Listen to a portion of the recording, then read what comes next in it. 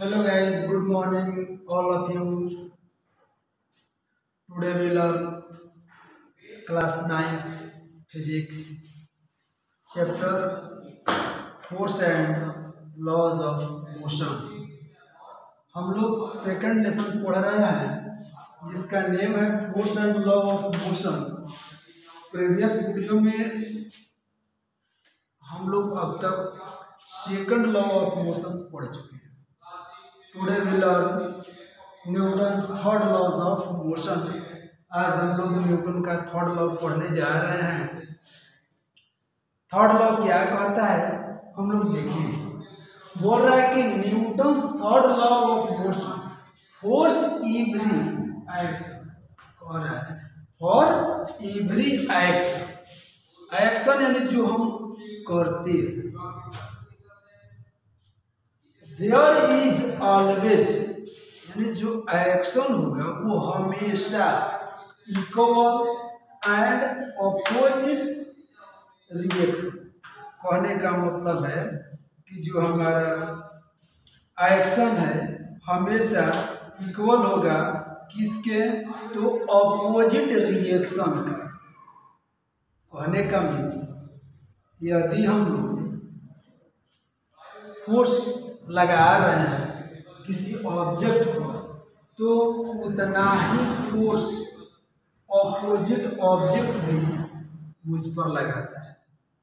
यदि ऐसा नहीं होता है तो वो ऑब्जेक्ट मोशन में हो जाता है, अदरवाइज वो ज्यों का त्यों रुका रहता है।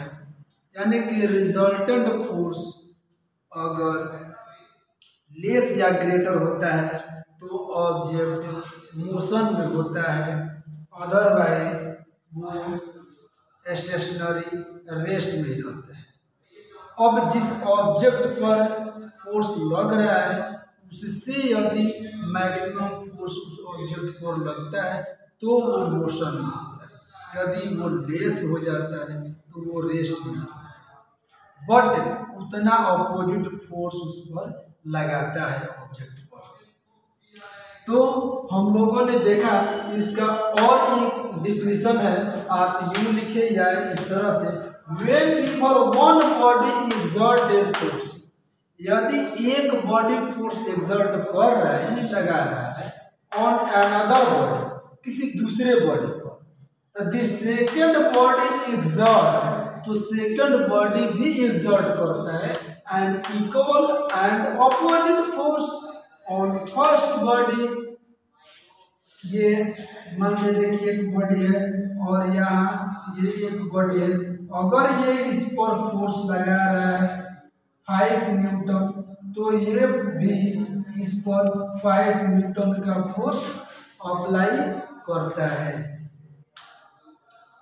तो आपने देखा कि ये जो आपका न्यूटन थर्ड लॉ है ये क्या कह रहा है, नोट में लिखे, action and reaction act on two different body.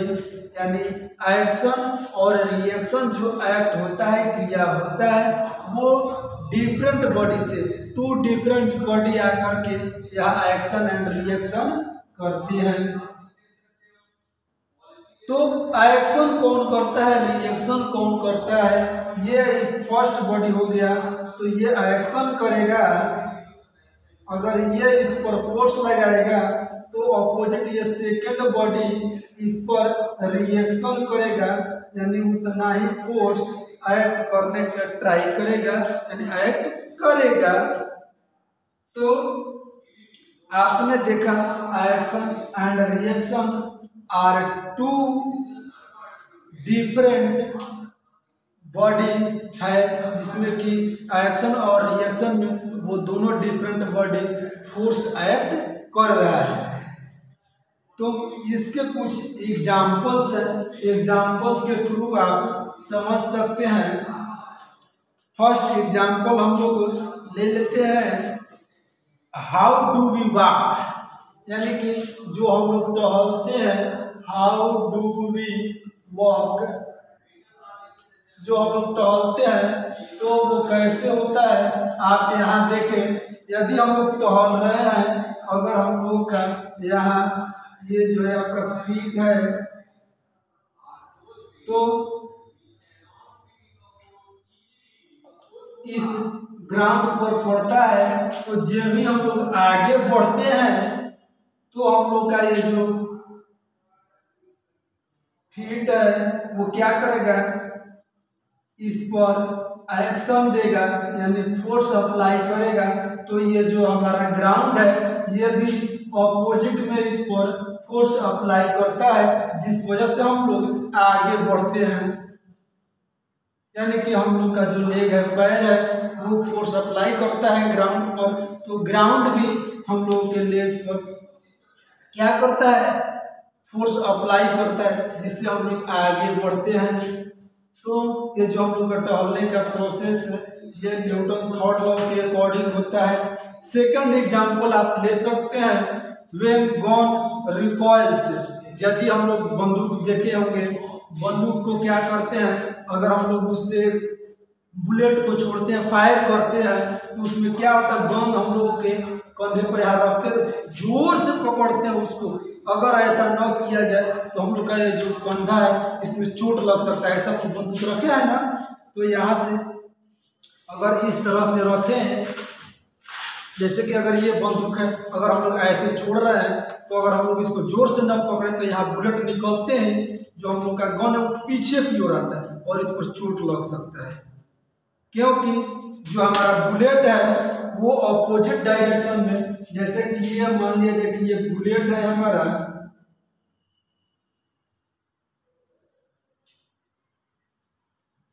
यहाँ से फायरिंग करते हैं, जब भी हम लोग का यहाँ से बुलेट निकलता है तो ये क्या करता है कि अपोजिट डायरेक्शन में इसको रिक्वायर्स करता है, यानी धक्का देता है, ठेलता है। तो धक्का जब भी देता है तो ये पीछे की ओर होता है और ये तब जाकर के हमारा जो बुलेट है वो आगे की ओर बढ़ता है। इसलिए हम लोग उस गन को, बंदूक को जोर से पकड़ते हैं तो ये पीछे की ओर धक्का देता है।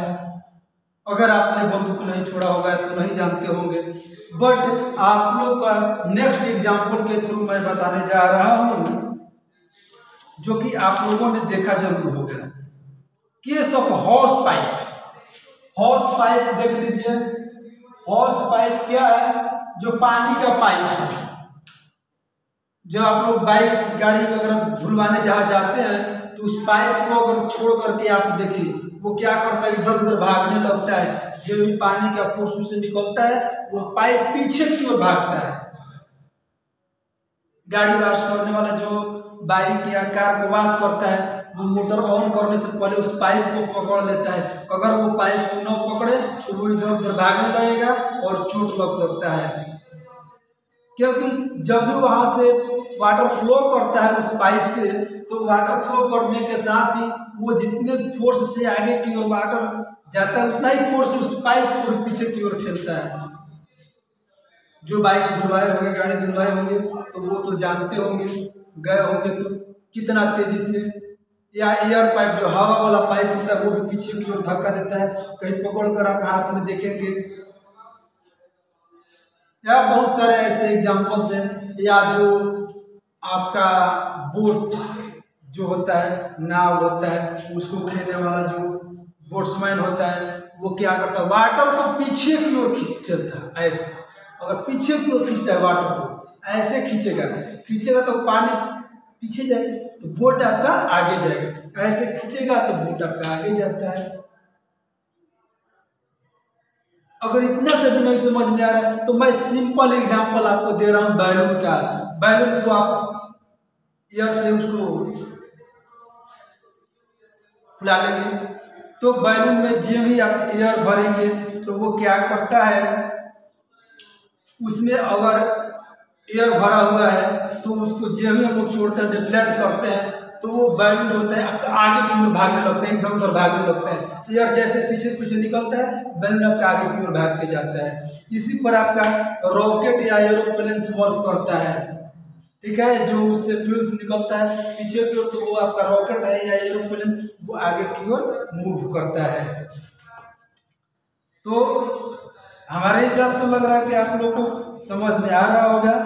तो न्यूटन का ये थर्ड लॉ के अकॉर्डिंग चल रहा है। या फिर हॉर्स पुलिंग ए कार्ट, यानी कि बैलगाड़ी को जब एक हॉर्स उसको पुलिंग करता है, खींचता है, तो वो भी इसी फोर्स के अकॉर्डिंग, क्योंकि वो खींचते क्रम में क्या होता है, जो हॉर्स का लेग होता है, वो पैर होता है, वो ग्राउंड पर पड़ता है। ग्राउंड पर पड़ता है तो आगे खींचता है, आगे कैसे बढ़ता है, तो फोर्स लगाता है किस पर, ग्राउंड पर, तो उधर से ग्राउंड का भी रिएक्शन होता है और तब जाकर के वो आगे बढ़ता है। यानी एक्शन और रिएक्शन दोनों होता है किसमें, थर्ड लॉ में, और वो था इक्वल, और ये दोनों जो होता है ऑपोजिट डायरेक्शन में होता है। तो I hope you will understand. तो हम लोग आज के क्लास में इतना है। नेक्स्ट क्लास में पढ़ेंगे कंजर्वेशन ऑफ मोमेंटम, और कंजर्वेशन ऑफ मोमेंटम के साथ ही आप लोग का सेकंड लेसन एंड हो जाएगा। उसके बाद हम लोग लाइव क्लास करेंगे। अभी नहीं, अभी एक वीडियो और बनेगा, एक नहीं, हाँ 1 या 2 हो सकता है मैक्सिमम। तो आज का क्लास इतना ही। Thanks for watching.